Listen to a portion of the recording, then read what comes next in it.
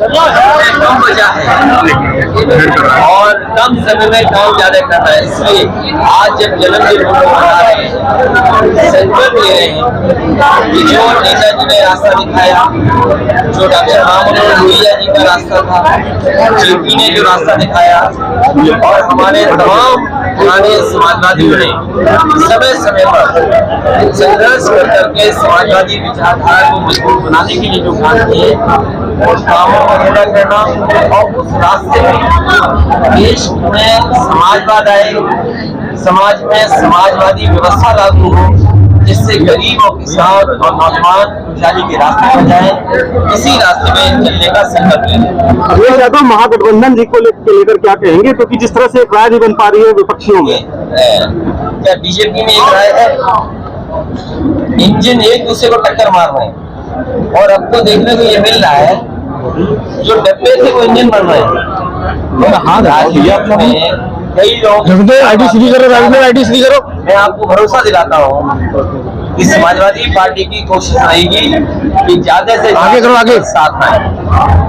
अगले 2024 इलेक्शन होने वाला है 24 का। अभी तक उन्होंने पसमानदा मुसलमानों की बात नहीं की, लेकिन इस बात में पसमानदा मुसलमानों का जवाब है क्या? देखिए,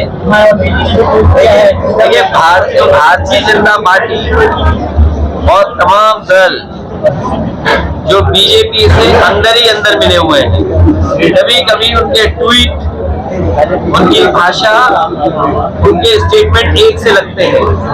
भारतीय जनता पार्टी एक तरफ तो समाज को बांटने का काम करती है, नफरत फैलाने का काम करती है, भाईचारा कैसे खत्म हो उस दिशा में काम करती है, और दूसरी तरफ इस तरह के काम करना, ये केवल गुमराह कर रहे हैं। अगर इन्होंने किए होते तो पहले दिन से इनके ईमानदारी दिखाई देती। आप पहले दिन से इनकी सरकार की ईमानदारी देखो।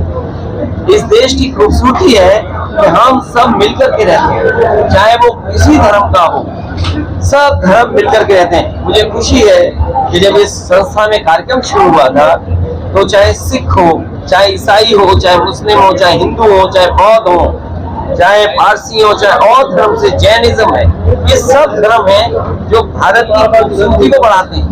हमारी पहचान गंगा जमुनी तहजीब है। हम परंपराओं से जुड़े लोग हैं। कभी हमने किसी की चीज अपना ली, कभी हमारी चीज किसी और ने अपना ली। तो ये देश दुनिया में सबसे खूबसूरत है। इस देश की खूबसूरती खत्म करने के लिए, इस देश के लोकतंत्र को खत्म करने के लिए, इस देश के संविधान को खत्म करने के लिए अखिलेश जी, ये बीजेपी का सवाल है कि दूल्हा किसको मना रहे? अरे तुम पे कोई दूल्हा नहीं दूसरा, दूल्हे के चक्कर में हो। अखिलेश जी तय करना होगा, हम लोग तय करेंगे। सवाल दूल्हे का नहीं है, सवाल ये है कि 2000 रुपए बंद हो गए। सवाल देश के सामने ही बड़ा होना चाहिए, सवाल दूल्हे का नहीं है, सवाल 2000 का है। आप तो कह रहे थे इसमें चिप है, आपने ड्रोन भी खरीद लिए। क्या ड्रोन से आप जोड़ोगे 2000 रुपए के चिप वाले रुपए? आपने जनता को गुमराह किया। पहले नोटबंदी बंद की, नोटबंदी में कहा कि भ्रष्टाचार खत्म हो जाएगा, आतंकवाद खत्म हो जाएगा, करप्शन खत्म हो जाएगा। क्या आज तहसील थाने का करप्शन कम है?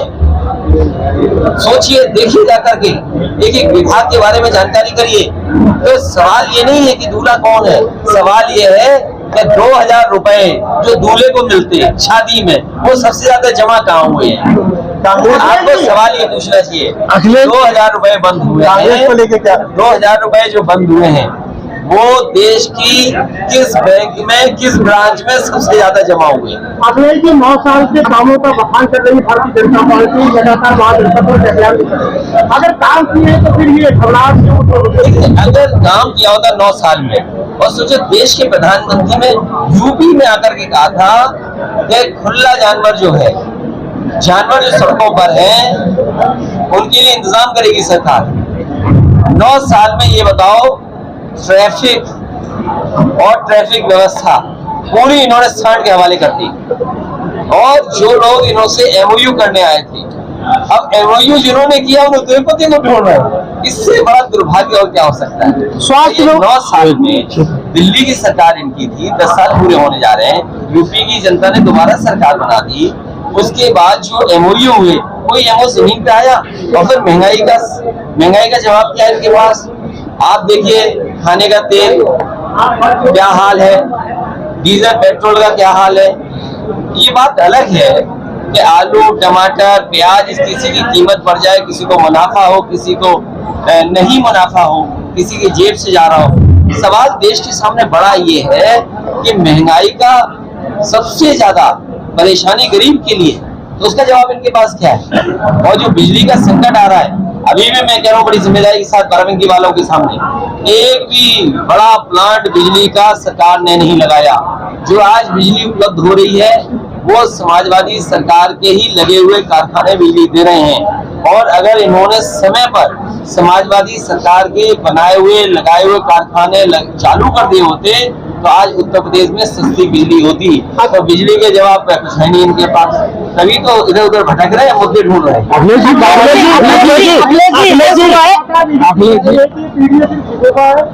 जो काम किया उसके बारे में फिर नहीं, अगर पीडीएस सिगोफा है, पिछले दलित अल्पसंख्यक मुसलमान भाई अगर उनको सिगोफा लग रहा है तो अपने मंत्रिमंडल में बता दें कि पीडीए की संख्या क्या है, जिला अधिकारियों में पीडीए की संख्या क्या है, सीडीओ की संख्या में पीडीए की संख्या क्या है, यूनिवर्सिटी के जो वाइस चांसलर अपॉइंटमेंट हुए हैं उनमें पीडीओ की संख्या क्या है, जो कॉलेजेस में स्कूल्स में भर्ती हुई है सरकारी उसमें पीडीए की स्थिति क्या है। और जो पीडीए का है ये वही पीडीए है जो एनडीए को उड़ा देगा। अखिलेश जी बाराबंकी में मैं सच कह रहा हूँ पत्रकार साथी, जो बात सवाल हमारे पत्रकार साथी पूछ रहा है स्वास्थ्य विभाग को लेकर के, ये बड़े बड़े सपने जनता को दिखा रहे हैं मेडिकल कॉलेज के, लेकिन अगर एक भी जिला अस्पताल इन्होंने ठीक नहीं किया और न नया बनाया। पिछले दिल्ली और यूपी की सरकार ने मिलकर के, इन सरकार के लोगों से पूछिए अगर आपने एक भी जिला अस्पताल बनाया हो जिसमें गरीबों का इलाज हो रहा हो, एक अस्पताल हमें नाम बता दें।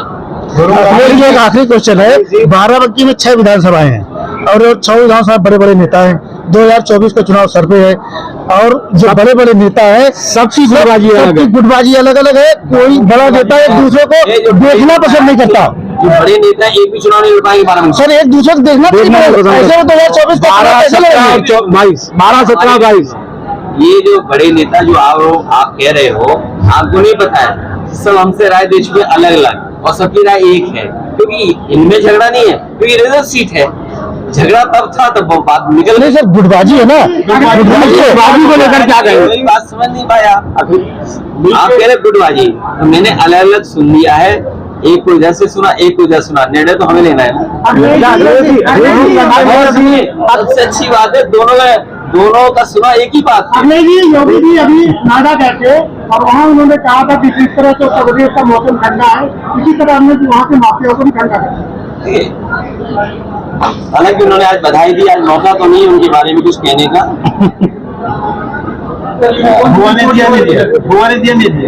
देखिए, जहाँ तक यूपी की लॉ एंड ऑर्डर की बात है, इनकी पुलिस 50 किलो चांदी लेकर के पकड़ी गई। इनको अपना आईपीएस जिसपे आरोप है हत्या कर दी, उसे सस्पेंड करना था। एक पुलिस का क्या पोस्ट है पता नहीं, एक महिला को व्हाट्सएप पे था रात के 3 बजे बुला रहा। सोचिए आप, इनके ही पुलिस के लोग जगह जगह लूट रहे हैं। इतनी लूट पुलिस ने कभी नहीं की होगी जितनी इस सरकार में हो रही है। और कस्टोडियन टैक्स आप बताइए, कानपुर देहात में मार दी गई एक ब्राह्मण परिवार की माँ बेटी जिंदा जला दी गई बुलडोजर से, झोपड़ी अधिकारी कर्मचारी देखते रहे। और फिर क्या टीवी पर हत्या इसलिए कराई कि लोग डर जाए? सरकार का काम ये डराने का नहीं है, सरकार का काम है लोगों का भरोसा बढ़ाने के लिए कि उनका पुलिस के प्रति, कानून के प्रति, सरकार के प्रति भरोसा बढ़े। लेकिन आप जो ये काम कर रहे हैं, सरकार के लोग जो काम कर रहे हैं वो जानबूझ के कर रहे हैं जिससे डर और भय पैदा हो जाए। और जो हमारा साथी कह रहा है यूनिफॉर्म सिविल कॉमन सिविल, तो ये जो बातें इसलिए आ रही हैं क्योंकि इन्हें बेरोजगारी, महंगाई और जो 10 साल और लखनऊ की सरकार के काम जमीन पे है ही नहीं। और अगर जमीन पर काम होते तो ऐसे नहीं। हमारे लिए कॉमन सबसे बड़ी चीज है संविधान, हमें अधिकार देता है। क्या संविधान नहीं पढ़ा इन्होंने? और फिर अगर इस तरह की बात करते हैं तो मैं ये कहूंगा कि रविन्द्रनाथ टैगोर, उन्होंने राष्ट्रवाद के ऊपर किताब लिखी है। उससे बड़ा कवि, साहित्यकार, उससे बड़ा जिस व्यक्ति का स्टेटस रहा हो दुनिया में, नोबेल प्राइज हो, उसको जरा पढ़ने बीजेपी के लिए, उसके पन्ने पलटे जरा। रविन्द्रनाथ टैगोर ने क्या लिखा है, अगर वो पन्ना पढ़ लेंगे तो बीजेपी वाले हो सकता है आपके सामने यूसीसी की बात ही न करें। अच्छा, क्या मानते हैं मोदी मैजिक कम हुआ है? अखिलेश क्या मानते हैं मोदी मैजिक कम हुआ है? हमने तय किया है, अभी भी मैं कह रहा हूँ, समाजवादियों ने तय किया है कि 80 हटाओ, हराओ, भाजपा को हटाओ। 80 हराओ, जिम्मेदारी भी नहीं मिल पाई सभा में, क्या किसने बता दिया? चैनल नाम तो बता दो जिसको बता दिया उन्होंने। अरे पूरी जिम्मेदारी भी तुमने सिविल नहीं देखा, उन्होंने भाषण दिया। बीजेपी हमेशा समाजवादी पे वार करती है कि समाजवादी, देखिए कह रहा हूँ कि बीजेपी